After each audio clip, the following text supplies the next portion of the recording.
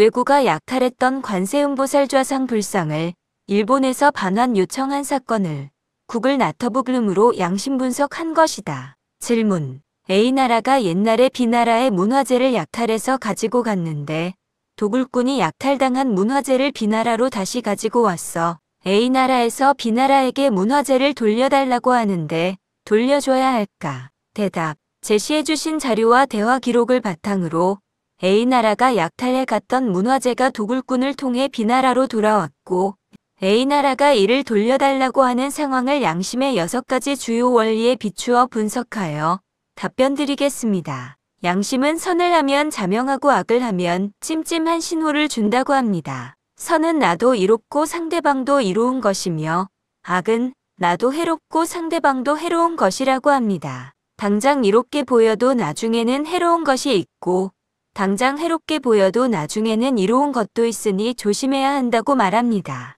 궁극적으로 나도 이롭고 상대방도 이롭게 하는 선에서 욕심을 성취하는 것이 양심에 맞게 사는 것이라고 설명합니다. 이 상황에서 양심의 6가지 원리가 어떻게 적용될 수 있는지 살펴보겠습니다. 1. 깨어있음 어웨어니스. 양심은 늘 안정되어 고요하고 자명함으로 고요하고 자명한 양심에 접속하여 마음의 평정심을 유지하는 것이 중요합니다. 불필요한 생각이나 집착을 초반에 떨쳐내고 평정심을 유지해야 양심 분석이 가능하다고 합니다. 이 상황에서는 감정적 동요나 역사적 앙금에 휩쓸리지 않고 상황을 명확하게 분석하려는 노력이 필요할 수 있습니다. 2. 성실 신세리티. 성실은 양심 구현에 최선을 다하는 것입니다. 이 원리는 문제 해결 과정에서의 태도에 더 가깝지 문화재 반환 여부 자체의 직접적인 판단 기준을 제공하는 것은 아닙니다. 3. 예절 커터시. 예절은 진실을 수용하고 겸손하며 생각, 말, 행동이 상황에 적절해야 함을 강조합니다. 상황을 수용하지 못하면 해결책을 찾을 수 없으며 아무리 옳은 말이나 행동이라도 상황에 적절하지 않으면 설득력을 잃는다고 합니다. 특정 생각에 집착하면 시야가 좁아져 상황 파악이 어렵다고도 말합니다. A나라가 문화재를 돌려달라고 요구하는 방식이나 B나라의 응답 방식이 예절에 맞는지, 그리고 서로의 역사적, 문화적 상황을 수용하고 있는지 등을 생각해 볼 수 있습니다. A나라가 약탈이라는 과거의 부적절한 행동을 고려하지 않고 현재의 법적 소유권 주장 등 특정 생각에만 집착한다면 이는 예절 원리에 어긋날 수 있습니다. 4. 지혜 위즈덤. 지혜는 자명한 것만 옳다고 인정하고 자기 합리화, 선입견, 편견, 욕심, 감정적 앙금을 배제하며 정확한 정보와 우선순위 파악을 통해 올바른 판단을 내리는 원리입니다. 지혜가 부족하면 모든 일이 실패할 가능성이 높다고 합니다. 이 상황에서 지혜 원리는 매우 중요하게 적용됩니다. 선택과 판단이 자명한가 찜찜한가.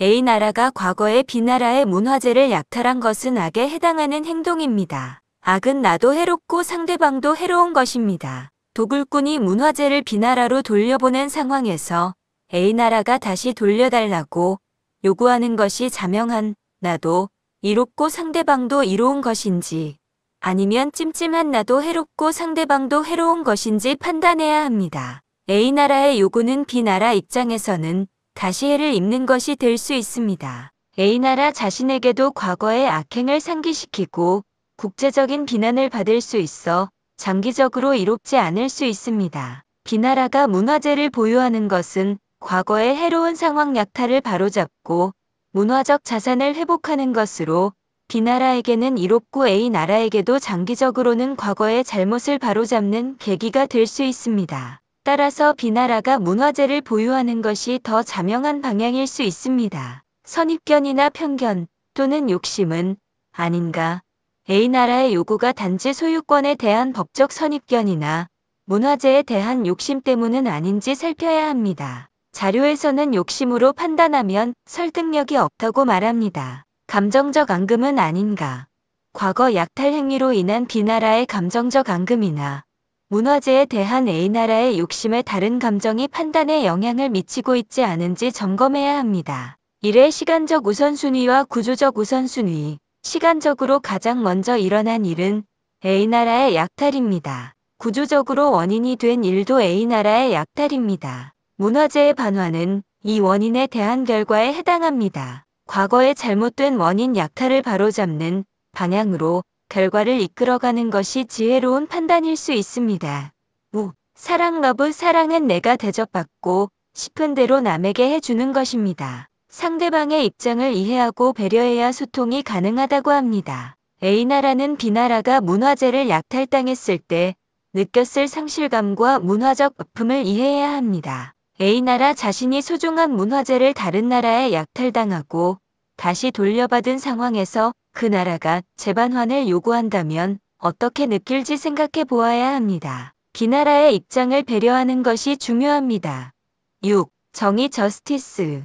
정의는 내가 당하기 싫은 것을 남에게 가하지 않는 것입니다. 욕심 기준으로만 움직이면 다툼이 많아진다고 합니다. 또한 준 것과 받은 것이 같아야 관계가 오래 지속되며 한쪽만 주거나 받는 관계는 지속될 수 없다고 말합니다. A나라가 B나라에 대해 약탈이라는 해로운 행동을 가한 것은 내가 당하기 싫은 것을 남에게 가한 행위입니다. 이제 와서 다시 문화재를 돌려달라고 요구하는 것은 과거의 잘못을 바로잡지 않고 다시 B나라의 부담 문화재 반환을 지우는 행위이며 이는 정의 원리에 어긋납니다. A나라의 약탈로 관계의 균형이 깨졌는데 문화재가 B나라로 돌아간 것은 그 균형을 일부 회복한 것으로 볼 수 있습니다. 여기서 다시 A나라가 반환을 요구하는 것은 과거의 불균형한 관계를 되돌리려는 욕심에서 비롯된 것으로 볼 수 있으며 이는 정의롭지 못합니다. 확실한 기준은 더 자명한 방향으로 개선되어야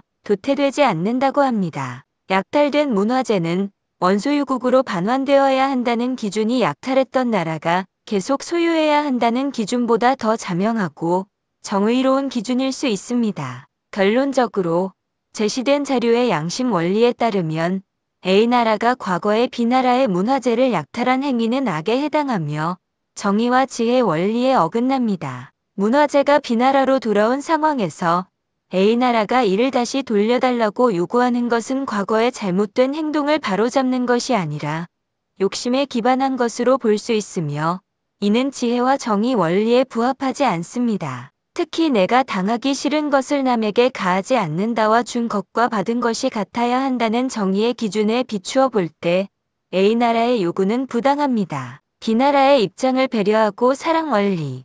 과거의 약탈이라는 잘못된 원인을 바로잡는 방향으로 지혜 원리.